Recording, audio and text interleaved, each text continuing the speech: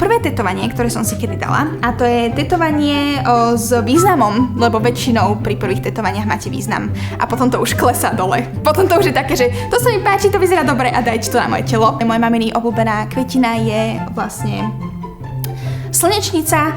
Tu na vnútri máme logo 21 Pilots, ak viete, ak ste mali emo fázu, viete. Ďalej tu máme logo prekonania anorexie, čiže to som si tam dala, lebo proste sa to stalo. Tu mám lodičku, čo bolo vlastne natetované spolu s týmto mojim prvým tetovaním, čiže mala som dve prvé tetovania, povedzme. A ináč, by the way, moje prvé tetovanie mi kúpila moja mamina. Je to veľmi zaujímavé, pretože veľa ľudí si myslí, že rodičia tetovania sa nemajú radi, ale ja som vždycky snívala o tetovaní a na moje 18. narodeniny vlastne, nie, 17. Na moje 17. narodeniny mi mama nakúpila poukaz na tieto dve tetovania, takže z toho som bola strašne happy a ja som jej potom následne taktiež kúpila poukaz na jej 40. narodeniny. My sme taká potetovaná rodinka.